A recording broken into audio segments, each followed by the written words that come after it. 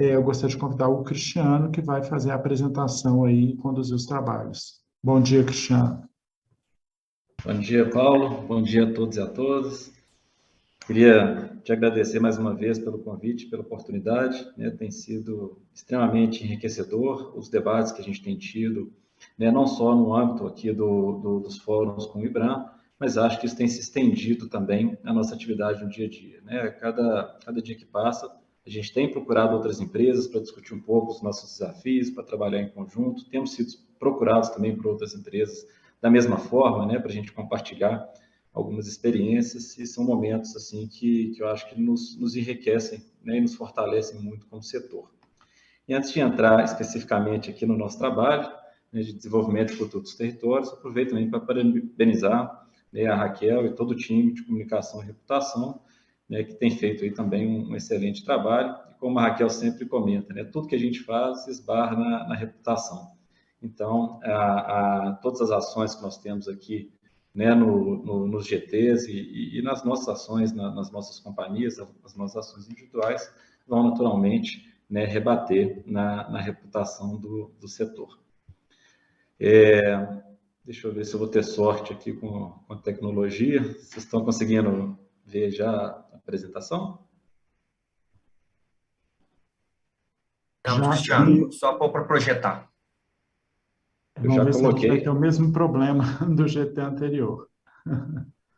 Já está Não. módulo cheio? Tá. Não, para nós não, talvez a equipe da produção vai ter que assumir aí e projetar para você. Só um minuto. Só um minuto que eu já vou projetar aqui. Obrigado, Felipe.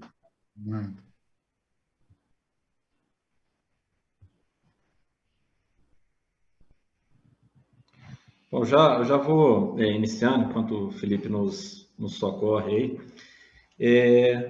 Bom, em relação, né, ao trabalho do GT de Desenvolvimento Futuro dos Territórios, a gente vai trazer uma discussão aqui em aproximadamente 3 blocos. Né? A primeira etapa, a gente quer mostrar como é que esse trabalho se desenvolveu e até onde que a gente chegou, né? Quais são as proposições que nós levaremos aí para o Conselho, para a gente definir essas metas, né, e eventualmente fazer alguns ajustes, escolher, né, de todos aqui as contribuições para enriquecer esse trabalho. E vamos ter, na sequência, né, duas apresentações, uma com a Camila, da Mosaic, que vai trazer um trabalho relacionado à capacitação de pequenos produtores no oeste da Bahia, né, e também um pouco da estratégia da Anglo-América, um pouco do plano de mineração sustentável da Anglo-América, como que a gente tem enxergado e trabalhado essas frentes, para que a gente também tenha aí debates e discussões, né, enriquecedoras na sequência.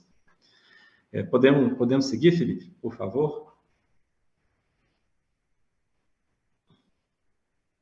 Então, bom, e eu esqueci de comentar aqui um pouquinho dos próximos passos, né? Então, a gente tem uma proposta já, né, de encaminhamento, de metas.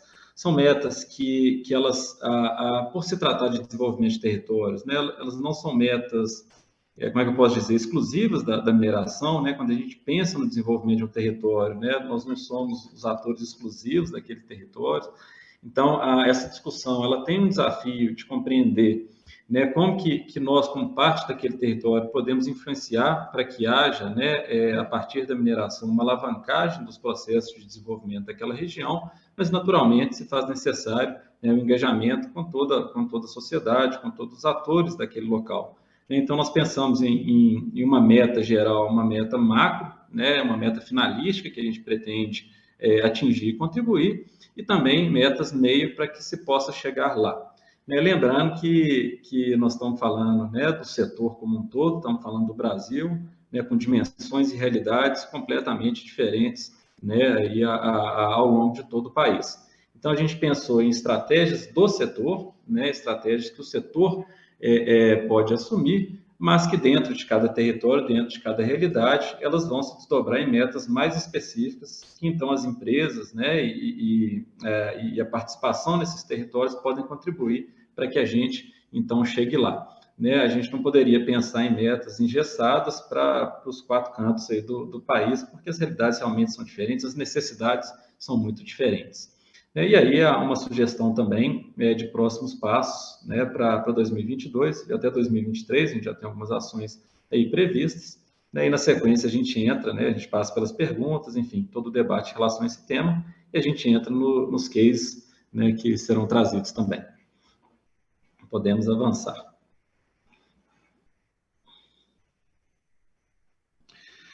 Bom, aqui a relação, né, de todos os integrantes hoje do nosso GT, né, houve em 2021 um aumento muito grande, um esforço maior da participação de todas as empresas, a gente aproveita para agradecer, né, em 2020, 2019, a gente tinha aí aproximadamente 5, 6 membros ativos, hoje a gente está com um volume muito maior, né, além do suporte aí da Falcone, na pessoa do Rafael, que também tem nos ajudado muito na organização e na condução desses trabalhos, né? Mas é sempre bom reforçar, né? Fica o convite já para todas as demais empresas que tiverem interesse, né, e puderem participar, certamente serão muito bem-vindos e muito nos ajudarão nessa jornada.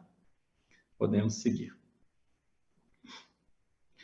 Bom, então aqui, para a gente recapitular um pouco, né, do que foi o compromisso feito, né, o próprio nome já diz, né, um esforço para que, um compromisso maior, né, para que a gente contribua, né, de forma cada vez mais intensa para o desenvolvimento dos territórios, né, os territórios onde nós temos atuação, do setor de mineração, e esses compromissos eles vão se desdobrando, né, então um primeiro relacionado à governança multissetorial desses territórios, né, para a gente ter uma agenda positiva e transformadora. Então, como é que a gente participa mais desses territórios? Quais são os atores que ali existem?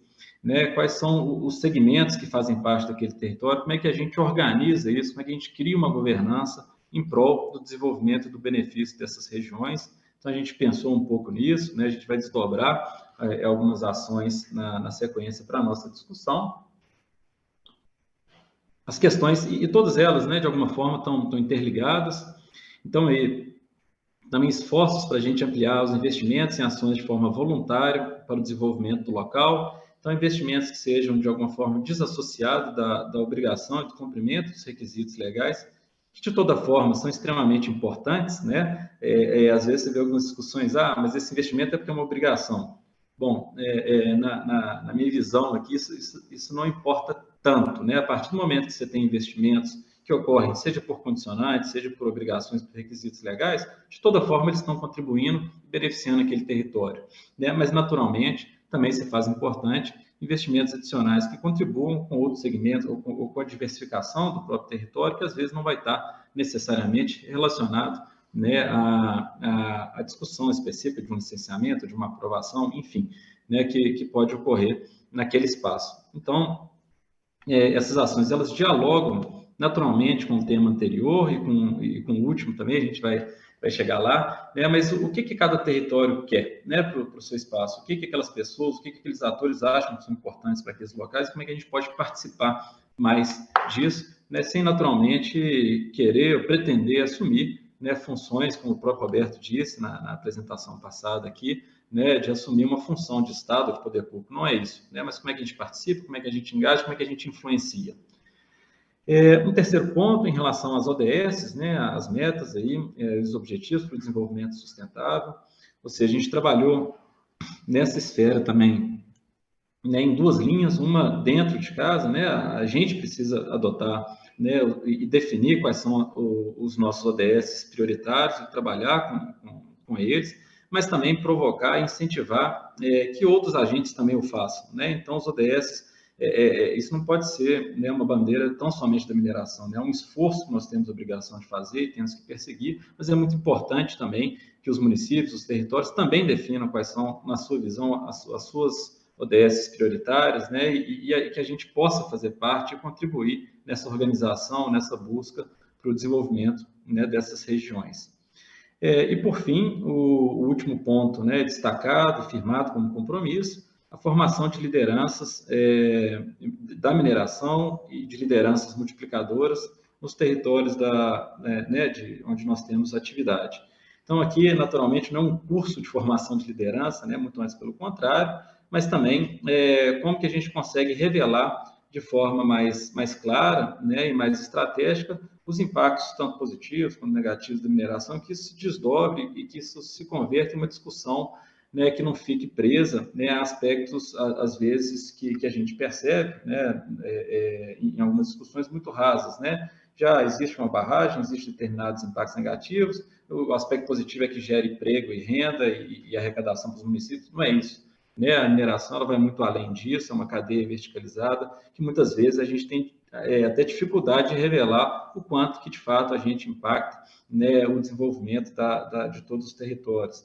É muito difícil você pensar, por hipótese, né, que alguém foi atendido em um hospital, por exemplo, e de repente perceber, poxa, será que será que eu sei que existe recurso da mineração por trás desse atendimento que eu tive? Na hora que eu levo meu filho para a escola, por hipótese, também tem recurso da mineração, seja direto, né, seja pela arrecadação de impostos, ou várias outras questões, né, quando a gente compra os nossos alimentos, enfim, né, como é que a gente tem, né, uma discussão e prepara, né, as pessoas que estão envolvidas e a própria sociedade para a gente ter um debate cada vez mais inteligente, né, e que fuja, às vezes, de aspectos tão rasos que muitas vezes tem sequestrado, né, o debate aí sobre as questões que envolvem a mineração, né, e realmente é uma cadeia maravilhosa, ela consegue transformar as regiões e a gente precisa, né, de cada vez mais conseguir revelar isso, né, e ter esse tipo de conversa.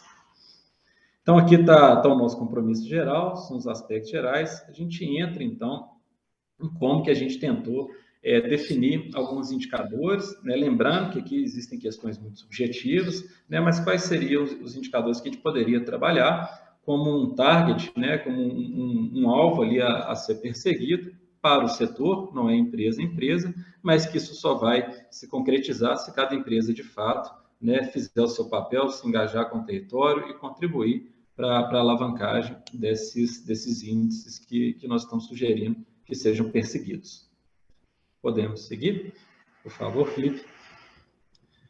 Bom, a gente teve uma discussão longa, né, de que indicador poderia revelar, né, um desenvolvimento que pudesse ser facilmente acompanhado, e aí eu digo facilmente acompanhado, porque se a gente começa a pensar em indicadores ou índices muito específicos ou que têm uma sofisticação muito elevada, você pode começar a ter, né, lá na frente alguns problemas de dados, de banco de dados, ou até de rodar o seu modelo para revelar, né, a performance, né, digamos assim, desses territórios.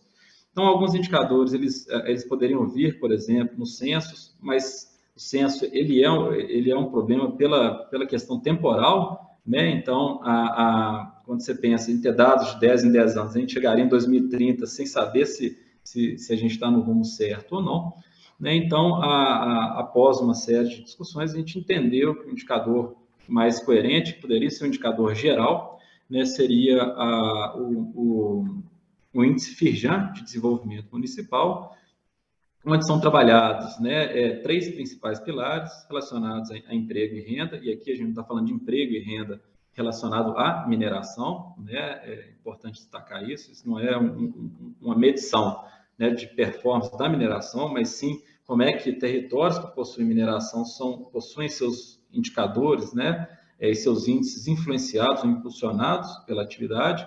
Então, um pilar aí de emprego e renda que se desdobram, né, em alguns indicadores.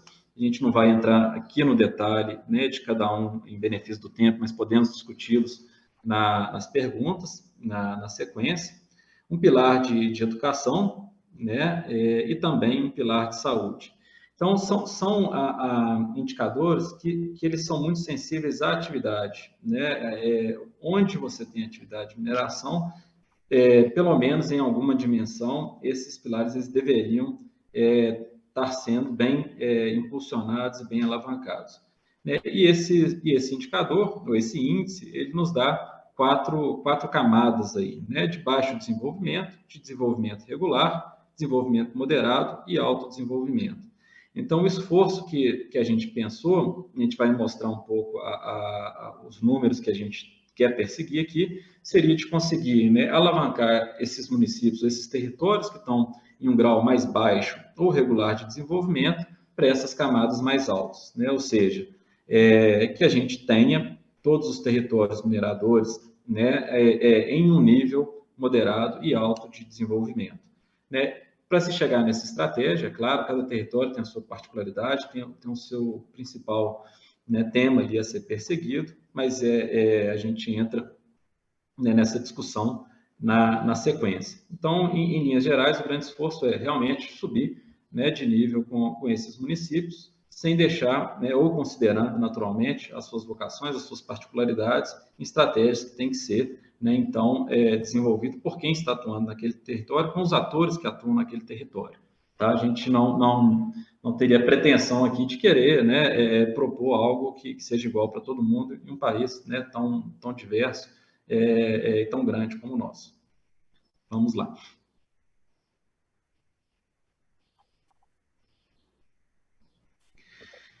Então, aqui a gente separou, né, em 2 blocos, tá? E aí eu vou tentar explicar um pouco como é que a gente trabalhou esses dados, né, e como é que a gente definiu esses 2 grupos para chegar nessa proposta.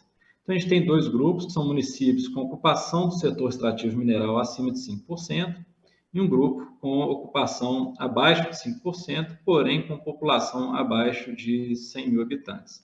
Esse corte foi preciso ser feito porque se a gente pega municípios com atividade, municípios muito grandes, por exemplo, com uma participação muito pequena do setor mineral, dificilmente você vai conseguir perceber esse reflexo, né, que a gente consegue alavancar pela característica da nossa atividade. Então, são grupos que são sensíveis a essa variação, que, portanto, a gente consegue, né, fazer o acompanhamento dessas metas. A gente fez um questionário, né, para identificar uma série de elementos que nos permitissem fazer essa discussão.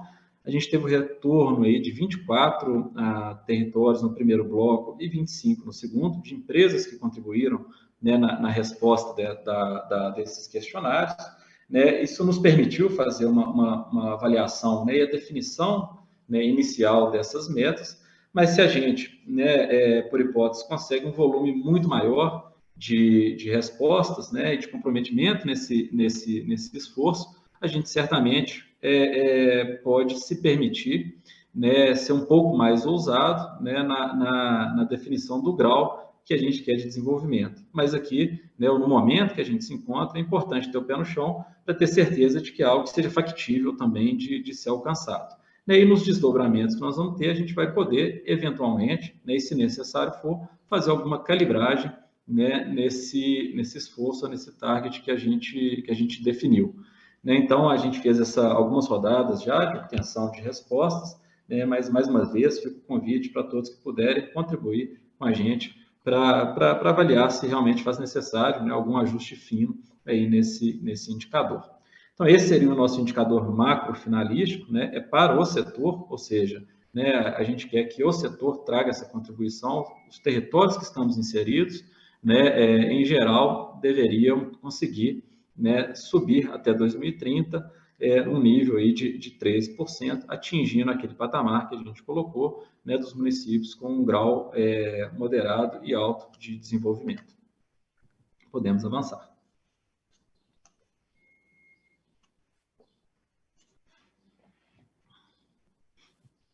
Agora a gente segue, tá, para algumas metas meio que foram definidas e que fazem link com aqueles compromissos assumidos. Então aqui, né, são ações um pouco mais subjetivas, mas que nós tentamos trazer, né, uma métrica para que a gente consiga fazer esse acompanhamento e essa avaliação. A primeira delas está relacionada à participação de fóruns. Não há como se discutir, né, desenvolvimento de território de forma isolada, então é fundamental, né, que a gente saiba quais são os fóruns que existem nesses territórios, quais são os fóruns que são estratégicos para a participação nossa como atores e agentes de desenvolvimento, de transformação desses espaços, né, e quais são aqueles que nós vamos realmente engajar e trabalhar. Então, aqui, em relação à participação de fóruns, a gente tem 3 principais pontos, né, que seria para 22 nós definirmos e mapearmos 100% dos fóruns existentes naqueles territórios. Isso não quer dizer engajar, não quer dizer participar, né, mas a gente conhecer o que existe, né, nesses espaços. Imagino que boa parte das empresas já tenham isso, pelo menos em parte, né, mapeados. Depois, a definição de quais são aqueles estratégicos, seja para as metas voltadas à carta de compromisso, as metas relacionadas a esse grupo, ou da própria a estrutura, a governança das empresas, né? Ou seja, quais são aqueles que são estratégicos para que a gente possa atuar, e a partir daí a priorização e realmente o engajamento, né, de 100% dos fóruns que fazem sentido. Ou seja, aquilo que faz sentido, eu realmente vou participar, eu vou engajar e eu vou gastar energia com esse processo. A questão da contratação de mão de obra local, ela sempre é uma discussão importante, né, em qualquer lugar que você tenha atividade de mineração. Ela acabou entrando, fazendo link com alguns desses ganchos, mas é uma discussão assim, super interessante de ter. Né, quando você pergunta, né, em qualquer lugar, né, quanto você acha que tem que ser de contratação de mão de obra local? A resposta sempre vai ser 100%. Né, todo mundo quer que você contrate 100% de mão de obra local. Mas isso pode ser um número um pouco, como é que eu posso dizer, um pouco perigoso. Né? Como existem realidades distintas, muitas vezes o esforço para a contratação de 100% da mão de obra local pode, inclusive, começar a prejudicar, né, a disponibilização de mão de obra para outras cadeias e outras vocações que também são importantes naquele território. Então, é um número que a gente tem que ter um pouco de cuidado para apontar. Né, eu estou tentando trazer essa reflexão aqui para a gente não pensar, né, olha, deveria ser 80, deveria ser 100, deveria ser 10. Não, acho que a gente precisa de entender, né, qual que é a demanda que existe em cada território, mas também como que isso pode ser feito sem colidir com outras iniciativas que a gente mesmo deve ter como setor, como, por exemplo, a diversificação econômica, como, por exemplo, do fortalecimento de outras cadeias produtivas que são fundamentais nesses municípios. Né? Então, é um número que nem todo mundo mede, né? Acho que é importante da gente também começar a medir mais. Algumas empresas têm algumas metas muito agressivas, 70%, 80% de contratação de mão de obra local. Isso tem muito a ver com a maturidade também de cada operação, aqui pensando em operação, tá? Não em implantação. Acho que implantação são períodos aí transitórios que tem que ter, né, sua meta específica para aquilo, mas o início de operação em uma região, por exemplo, que não tem a tradição de mineração, ela vai ter um número menor, né, regiões muito maduras, naturalmente, você vai ter uma disponibilidade maior dessa mão de obra, né, então o número que a gente chegou para o momento, a sugestão, né, é que o setor contribua com a contratação aí de 50% da mão de obra local, né, como eu disse, né, como setor. E tem que ter variação pelas especificidades de cada espaço.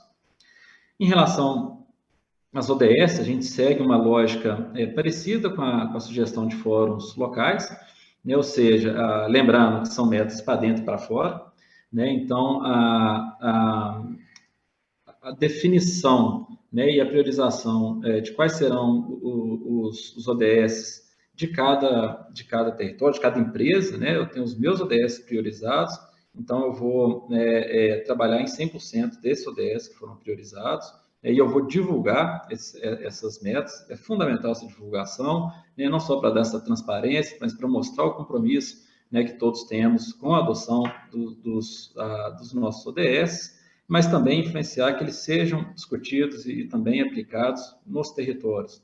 Né? Então, o esforço para que a gente, né, fomente a adoção desses ODS, junto a esses demais agentes, junto a esses demais atores nos municípios, nesses territórios, e que a gente participe e contribua, né, ou fomente a adoção de 100% desses ODS. Né? Isso não é a assunção da condução desse processo, né, junto a esses atores, mas que a gente realmente incentive, participe, fomente, para que, de fato, eles sejam implementados no território.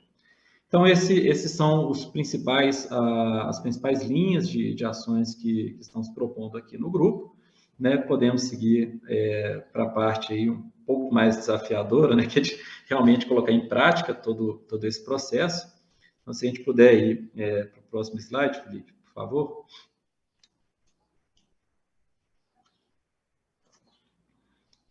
Bom, então, a gente tem alguns próximos passos, né? Que a gente tem, né, a validação, então, dessas metas junto ao Conselho do IBRAM, previsto aí para dezembro de 21. Não sei se tem alguma mudança, depois o Paulo pode comentar para a gente como é que está esse cronograma, né? Mas a sugestão, né, é que na próxima validação, né, a gente já entre com essas metas também. A priorização de temas críticos e prioritários por localidade. Então, aqui, né, vocês percebem que a gente começa a desdobrar isso. Né? Então, a gente tem um target que está sendo proposto, a gente tem algumas metas meio para contribuir com aquele objetivo principal, né? Mas a gente precisa de priorizar, então, o que eu, enquanto, né, agente minerador dessas regiões, ou desse município, enfim, desse território, né, como é que eu vou desdobrar isso nas minhas ações? Qual que é a minha estratégia para isso? Né? Então, o que eu vou priorizar dentro desse cenário todo que nós temos? Depois, né, a definição dessas estratégias e os planos de ações específicos para o alcance dessas metas. Então, a gente vai começando, né, a organizar e colocar em prática esse processo. A definição de estratégias e os planos, eu comentei, desculpa, né, o item 4, a definição das estratégias e os planos de ação para o alcance das metas como setor, ou seja, as ações que nós estamos desenvolvendo, ela vai contribuir com uma ação maior do setor, com aquela meta do setor, então a gente precisa de ter uma governança, né, em relação a isso que está nos itens aí subsequentes, né, e a comunicação para a sociedade, né? A partir do momento que a gente define essa estratégia, que a gente valida essas metas, isso precisa ser discutido, né? Isso não pode ser algo unilateral, né, das empresas de mineração ou de nós como setor, né? Então, isso precisa de ser divulgado e de ser discutido com os diversos agentes e atores, né, no território. Então, o desdobramento, a comunicação, e aí você começa, né, a trabalhar o engajamento e a definição dos seus planos para cada um desses espaços. E, por fim, né, como eu comentei, o acompanhamento dessa estratégia, dos planos de ação pelo setor, né? Aqui a gente tem o envolvimento dos setores, mas também, né, do IBRAM como um centralizador, né, ou um líder desse processo. A gente ainda não sabe como é que vai ser esse acompanhamento, né? Se o IBRAM, a gente precisa conversar um pouco sobre isso ainda, como é que o IBRAM, né, gostaria de organizar conosco esse processo. A gente vai ter um modelo de acompanhamento como a gente tem tido agora na Carta Compromisso, se isso, né, fica de fato com os grupos, enfim, né? Acho que são temas aí também para os próximos debates junto ao IBRAM. Então, está aqui né, a nossa estrutura geral, as propostas das metas, e como que a gente pretende cascatear e implementar no ato aí subsequente à aprovação desse plano. Tá? Então, eu abro aí para perguntas, para dúvidas, peço que todos, né, do grupo fiquem mais que à vontade também para comentar, né, e para me ajudar aí em algumas perguntas que porventura possam surgir. E na sequência, né, a gente passa para discussão dos cases que a gente tem, né? Um da Mosaic, um da Anglo American, para apresentar para vocês. Né? A gente vai ter, né, aí 10 a 15 minutos de apresentação para cada um desses casos. Claro que a gente não consegue aprofundar o nível que a gente gostaria de detalhes, enfim, mas desde já, né, eu nos coloco e tomo a liberdade também, Camila, de colocar a Mosaic à disposição para quem tiver interesse, a gente poder, né, trabalhar esses pontos com quem tiver interesse e entrar no detalhe de cada um desses trabalhos. Então, muito obrigado, Paulo. Obrigado a todos e a todas que estão participando aí do evento conosco. Obrigado, Cristiano. Vamos passar para as apresentações. Eu sugiro deixar os últimos 10 minutos para a gente fechar. Tem algumas perguntas aqui no chat. Vamos direto. Perfeito, e depois, tá bom? Fantástico. Então, Camila, vou deixar com você agora. Peço que você traga aí o case da Mosaic para a gente conhecer. Obrigado pela sua participação e pela sugestão de trazer esse trabalho para a gente. Imagina, obrigada a vocês. Estão me escutando bem? Tá tudo certinho? Estamos sim. Então, tá bom. Primeiro, queria agradecer, acho que é um prazer nosso aqui trazer o Village, que é uma referência aí para a gente, um programa com uma longa história, e poder dividir aqui o que ele faz dentro da agenda social da Mosaic Fertilizantes, né?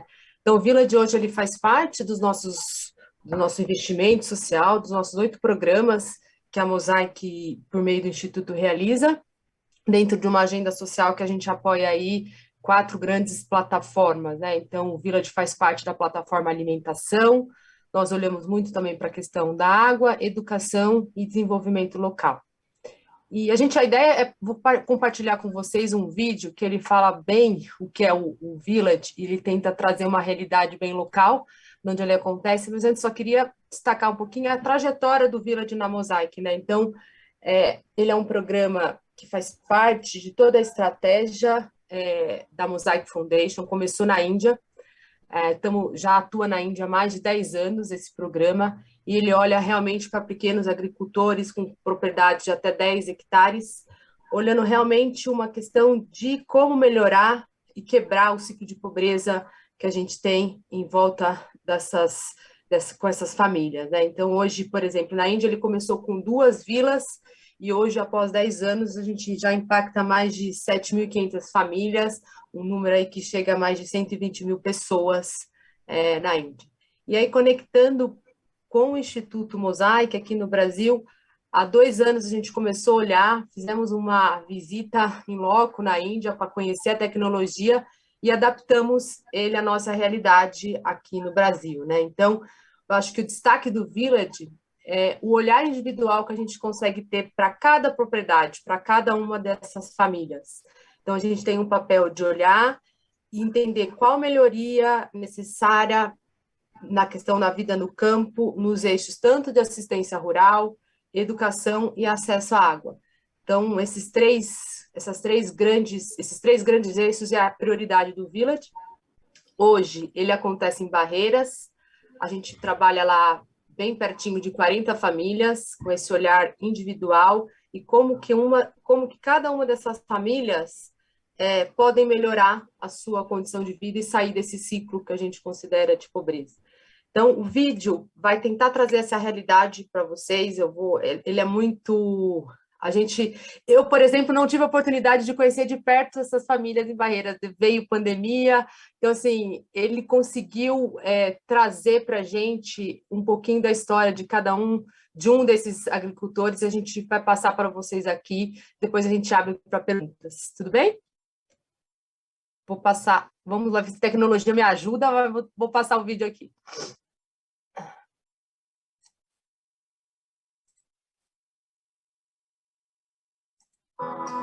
Deu certo?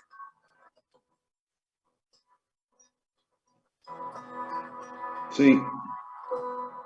Eu sou a Luzinete Freitas Leite e sou agricultora.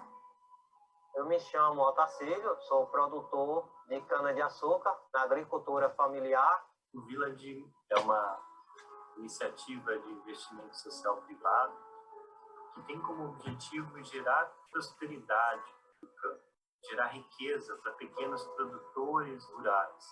Nós vamos de região em região, levando tecnologia, prepara essas famílias, a hora que elas estão sólidas, sustentadas, a gente vai saindo e vai para outra região.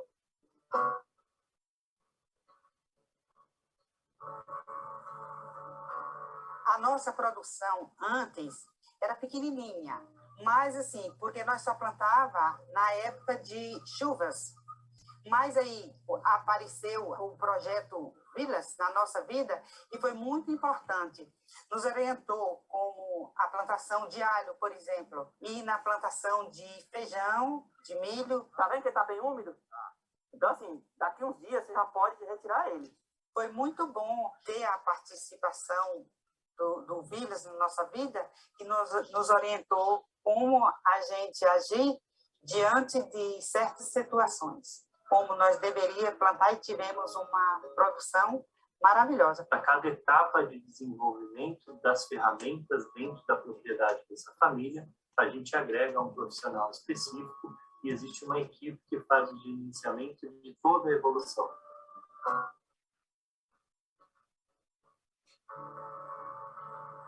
O projeto Village, ele trouxe esse reservatório de água, a água que está abastecendo esse tanque, justamente ela vem daqui a 700 metros de distância. A gente lá coloca uma roda d'água, essa roda d'água joga em torno de 1.500 litros entre o dia e a noite. Dentro desse tanque, a gente desenvolveu a parte de criar peixe. A fezes do peixe está gerando fertilizante para a água, gerando fertilizante para as plantas também. Né? Então, para mim, isso já foi um recurso de alto nível que gerou custo zero. Com essa caixa d'água também se encontra um equipamento de cotejamento na parte que a gente pode mexer com hortaliça. Eu consegui plantar 300 metros de canteiro junto com a minha esposa, né? Nós desenvolvendo o alimento para a nossa mesa e até mesmo vendendo esses alimentos, porque nós não dava conta de consumir, trazendo renda, cada vez a renda ia aumentando. O objetivo do programa Horta é ser utilizado como um instrumento pedagógico, né? Então, todos os professores, em todas as disciplinas, levar os alunos para ter um contato com a horta e, a partir dali, também transferir, né, o conhecimento. O professor vai calcular o tamanho dos canteiros, o formato dos canteiros, o tempo que usa desde o início do preparo do solo até ele chegar no prato daquele aluno na hora do consumo final. Esse projeto do Vidas é um projeto muito importante, porque são todos filhos de agricultores. Então, é para resgatar essa importância de cultivar, né, de ter um alimento com energia vital, que eles possam também mudar o hábito alimentar. Quando a gente leva conhecimento do campo, a gente está valorizando a nossa terra, a gente está valorizando a essência da Mosaic, por exemplo, de ajudar o mundo a produzir os alimentos que a gente tanto precisa. Aprendi muita coisa com eles, né? Isso, eles colocavam a mão na massa junto conosco, então isso eu nunca vi na face da terra, outro tipo de projeto como esse do projeto deles. Antes, eu já estava até pensando até em desistir da agricultura, então me deu assim mais ânimo, mais vontade de viver no campo. Eu só tenho a agradecer a Mosaic Fertilizante.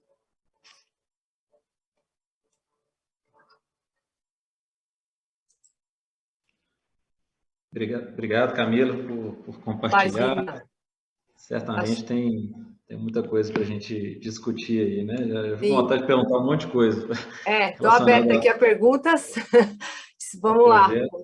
Estou por aqui. A gente vai passar também pelo case aqui da Anglo-América. Na verdade, a gente vai comentar um pouquinho sobre o que nós estamos fazendo dentro do plano de mineração sustentável, com um case também. Na sequência, a gente abre para perguntas.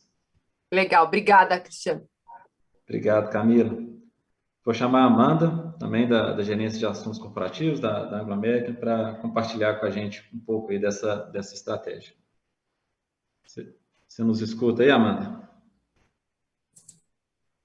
Oi, estou escutando. Bom dia a todos. Só um minutinho para eu tentar projetar aqui uma apresentação. Senão o Felipe salva a gente aí também. Também já está com esse material. Ah, tá.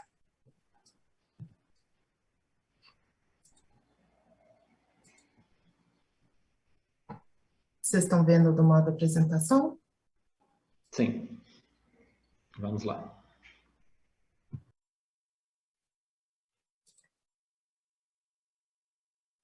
Bom, pessoal, bom dia, então.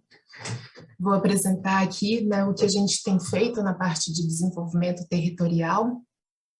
Então, a Anglo-América, né, ela vem construindo aí nos últimos 2 anos o plano de mineração sustentável, né? Então, o que esse... Ah, não, está passando para vocês. Agora... Esse plano, ele vem, então, com o objetivo para a gente atingir o nosso propósito, né? E, então, o propósito da Anglo-América é reimaginar a mineração para melhorar a vida das pessoas. E como, então, que ele está estruturado? Né? Visando a prosperidade para as comunidades onde a gente atua, com respeito ao meio ambiente, através de uma liderança confiável, e com isso a gente consegue ter o desenvolvimento regional, de onde a gente está atuando.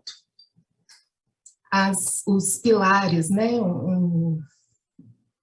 o que é afetado, as comunidades onde a gente atua, os nossos empregados, os acionistas, os clientes e o governo, de uma maneira geral.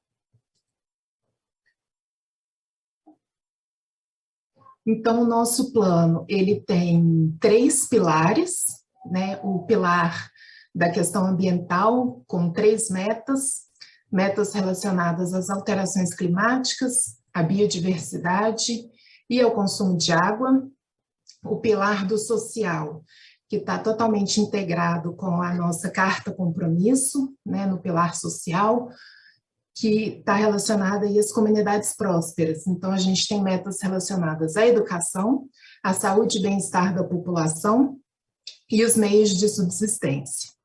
E no nosso pilar governança, né, demonstrando ser um líder corporativo de confiança, com as metas de responsabilidade, defesa das políticas e de cadeias de valor éticas.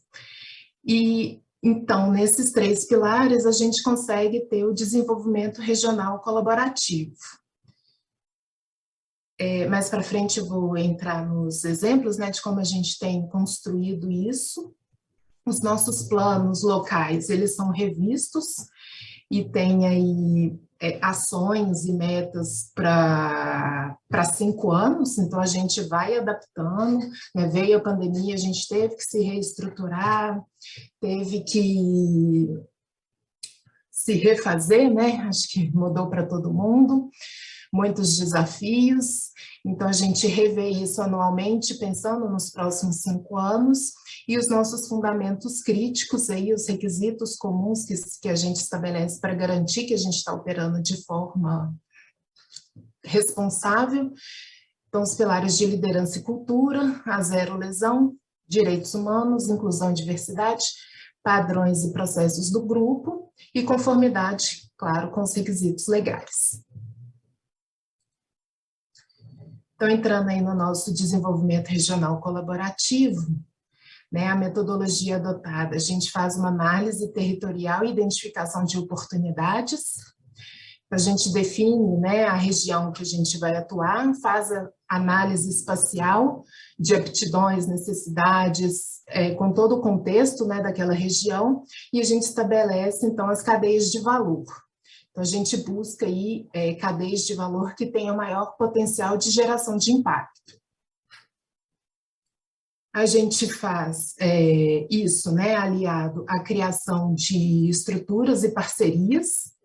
Então, a gente tem parcerias com o setor privado, governo, sociedade civil, financiadores, pesquisadores, todos esses atores, né, são identificados. A gente implementa essas parcerias, tem a criação de uma estrutura independente, então, essas cadeias de valor, a gente as empodera para que consigam, né, caminhar sozinha, e tendo aí a visão, claro, de longo prazo. E com isso, então, a gente atinge, né, um impacto positivo potencializado. Então, a gente tem a visão compartilhada com parceiros de diversos setores, conjugação de esforços, né, então, a dedicação e investimentos, e a gente aproveita sinergias. E aí, por que a gente, né, tem essa visão do regional? A maioria, né, dos programas tradicionais, eles atuam numa escala local, né? É claro que a gente, né, tem atuação local também, tem aí os impactos sociais, né, o objetivo é a geração do impacto social, e tem a visão de atuar em curto e médio prazo. Já com esse desenvolvimento regional colaborativo, a gente tem uma escala maior para atingir, né, onde a gente atua mesmo. A gente tem um programa fundado e mantido por parcerias, então não fica só uma empresa tendo que desenvolver localmente, a gente traz aí novos parceiros, né? A gente acredita nisso, nessa sustentabilidade, o impacto social e a viabilidade financeira, e a nossa visão aí, então, é para o longo prazo. E isso tudo vem, né, de acordo com os compromissos que a gente está assumindo aí, em termos de setor mineral, para a gente poder impactar positivamente onde a gente atua.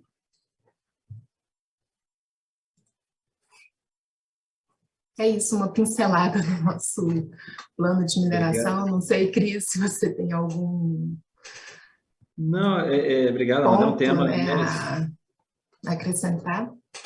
Extremamente longo, né? A gente tem uma estratégia muito robusta por trás desse plano para que a gente consiga fazer essas entregas, toda essa integração com o território. né? É impossível a gente passar e detalhar isso aqui, né? Mas como eu coloquei no início, a gente está mais que à disposição para ter, né, momentos específicos e fóruns específicos para a gente abrir e conversar um pouco mais sobre todos esses planos que a gente tem trabalhado, né, nos territórios onde a gente atua. E aí, Paulo, deixo com você agora, assim, a gente já segue para as perguntas, como é que você quer organizar a nossa discussão agora? Agora sim, vamos ver aqui as perguntas, né, e o debate, a equipe pode colocar aqui no chat, temos minutos aqui para essas conversas, né, temos aqui algumas perguntas, tá? O Rony pergunta, Cristiano, foi realizada ou está prevista a comparação, grupos de controle contra municípios similares sem a participação da atividade de mineração? Desculpa, Paulo, não peguei a pergunta. Você quer repetir, por favor? Está previsto na metodologia de trabalho, né, de você fazer uma comparação entre, né, grupo de controle, né, com municípios similares sem a participação de atividade de mineração, para que você possa ter uma comparação. Rony, na nossa estratégia aqui inicial, não, mas acho que é uma excelente contribuição, acho que faz sim sentido a gente ter isso. Nós analisamos para a definição do benchmark alguns municípios, né, que não fazem parte do setor, você vê que existe um descolamento, né, que a mineração realmente traz, mas acho que vale sim, na estratégia de monitoramento, a gente inserir, né, esse tipo de avaliação com municípios similares, como foi trazido aí por você. Obrigado pela contribuição.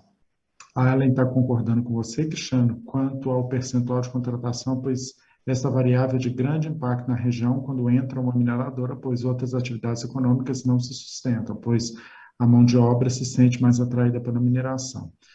E a Marcela Sena coloca, para ter aderência a essa meta de contratação de mão de obra local, é preciso haver um trabalho de base na formação de mão de obra qualificada, para o atendimento das demandas. Essa qualificação de mão de obra nos territórios, ela é fundamental, né? E tem aqui uma pergunta do Ivan, o que tenho percebido é que será virtualmente impossível uma organização ter objetivos ou metas para os 17 ODS. Fica burocrático, pouco produtivo e sem muito valor agregado em função de perda de foco. O modelo que vejo como ideal é o modelo onde uma organização priorize 4 ou 6 ODS. Se sim, e sim, para eles, tem uma meta realista e de valor e a valor a agregar. O que acha desta abordagem? Acho que é isso mesmo, está muito em linha, Ivan, com o que a gente tem trabalhado no grupo. Né? A ideia, primeiro, é que você conheça, né, naturalmente, para quem não tem esse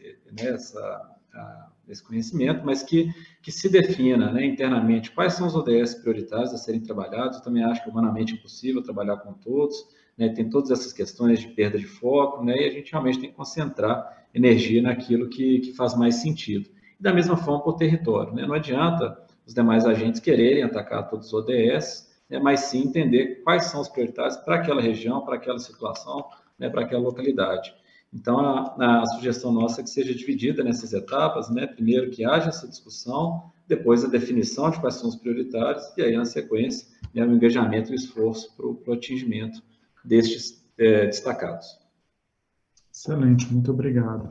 E na opinião de vocês, Cristiano, qual é o principal desafio desse GT ou dessa temática dentro das empresas, né? Precisa de mais uma hora, né, para discutir esse ponto.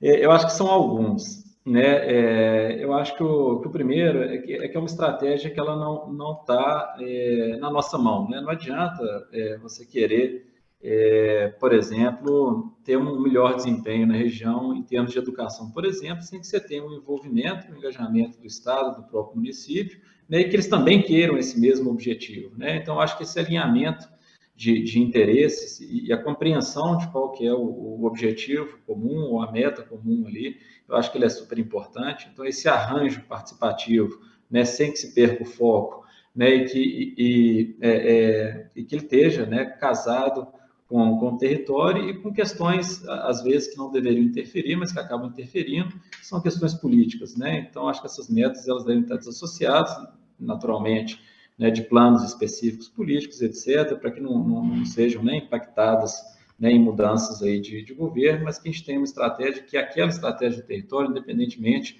de quem esteja fazendo a sua gestão.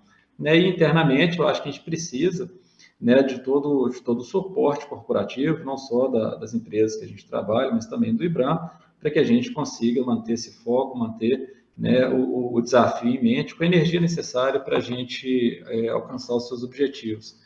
Então, realmente é uma meta compartilhada, ela não é feita sozinha, ela precisa do esforço de todo mundo, né? Então, eu acho que o maior desafio é realmente conseguir, né, reunir as pessoas com foco no desenvolvimento desses espaços, ter clareza de quais são as metas, que elas sejam, né, factíveis, alcançadas, que cada um saiba o seu papel dentro desse processo. Excelente, muito bom. E vocês estão buscando aí um contato, um compartilhamento com os municípios, né, uma construção coletiva? Como é que vocês veem isso? Tem que ser, né? Eu acho que ainda não, eu acho que a gente tem, né, no nosso, a Anglo-América, ela tem a sua agenda já definida, né, ou em parte com os poderes públicos, e que a gente tem trabalhado, mas em termos da meta específica da Carta Compromisso, ainda não. Eu acho que a gente precisa dessa etapa de validação do Conselho do IBRAM, antes que a gente divulgue, né, ou inicie esses engajamentos específicos, né, em relação ao GT7. Né, e ainda acho que existem metas, tanto do nosso grupo, quanto de outras, que ainda são um pouco semelhantes também. Acho que a gente ainda tem, entre os grupos, um dever de casa para ver se a gente não está em alguma dimensão, né, sobrepondo alguma atividade, ou duplicando o trabalho. Acho que a gente tem que ser muito, muito estratégico, né, para partir. Né? Agora está definido, está aqui a responsabilidade de cada grupo, né, então vamos divulgar e vamos começar a engajar e trazer esses demais atores para o processo. Excelente, passo para vocês encerrar então esse GT. Peraí, tem mais uma pergunta aqui da Gabriela. Minha dúvida é se esses temas já eram endereçados antes e só agora as metas e as ações foram formalizadas, ou ao contrário. Como você enxerga esse movimento de fixar metas factíveis? Olha, eu acho que ele é um movimento duplo, né? Eu acho que as empresas, elas vinham trabalhando em uma jornada, né, de forma um pouco mais individualizada, né, e vem trabalhando nisso. Toda empresa, né, tem aí o seu objetivo, o seu interesse, os seus esforços em prol do desenvolvimento, né, das comunidades, ou né, uma melhoria do território onde atua. Mas eu acho que é a primeira vez que a gente tem um trabalho, um esforço conjunto, né, de setor, que é super importante. Realmente a gente precisa de ter um drive como setor, a gente precisa de pensar em conjunto, né, que não seja algo totalmente individualizado. Claro que cada empresa vai seguir com as suas ações, com as suas políticas corporativas, né, com seus ideais, mas como setor, né, acho que é muito proveitoso, muito importante, e não me lembro de ter visto, seja no setor de mineração ou em outro, uma organização e uma estrutura, né, tão focada para a gente ter uma estratégia comum, né, e super importante. Eu acho que realmente a gente tem desafios comuns, temos experiências que ajudam, né, o trabalho dos colegas, enfim, das demais empresas. Quanto mais a gente puder compartilhar, quanto mais a gente puder trabalhar junto e discutir os desafios que nós temos comuns, acho que todos temos a ganhar com isso, né? As empresas, a sociedade, enfim, o país como um todo. Excelente, obrigado. O Luiz Felipe tem mais uma pergunta. Como o setor mineral é contribuidor do Sistema S, há alguma iniciativa de estabelecer parceria com o Senai, Senar, Senac, Sebrae? Ele tem metodologia de penetração no território e uma equipe técnica preparada. Sim, eu acho que isso entra muito já no desdobramento, né, das metas, quando a gente fala em contratação de mão de obra local, de qualificação, dentre várias outras atividades. Essas instituições, elas são fundamentais, né, na capacitação, no arranjo, né, na preparação da mão de obra, da qualificação, enfim, são grandes parceiros que já atuam há muito tempo com o setor, mas aí realmente eu acho que a gente entra, de fato, na execução, né? Então, muitas dessas parcerias, elas serão fundamentais, onde ainda não existem, para contribuir com o desdobramento da meta, enfim, com a própria atividade, né, de mineração nas suas regiões. Ok, muito obrigado. E aí passo agora para vocês encerrarem. Estão todos aqui agradecendo e parabenizando pelo trabalho. Cristiano. Obrigado, Paulo. Eu agradeço em nome do grupo toda a participação, todo o suporte que o IBRAM tem nos dado. Não sei se o Ivan está na linha ainda e quer deixar uma última mensagem.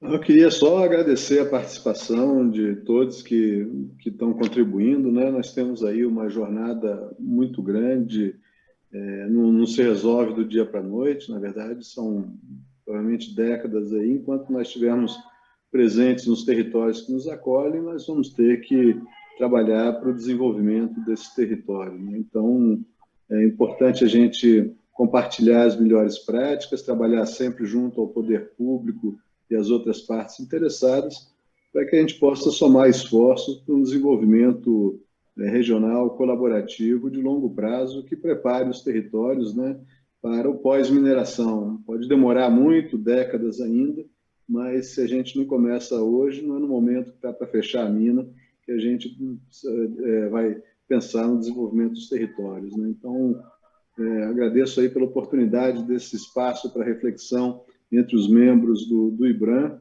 e vamos juntos aí, né? Esse é um dos aspectos que vai, se bem trabalhado, certamente ajudar a melhorar a reputação do setor como um todo, e principalmente, né, o desenvolvimento das pessoas, melhorar a vida das pessoas nos territórios que nos acolhem.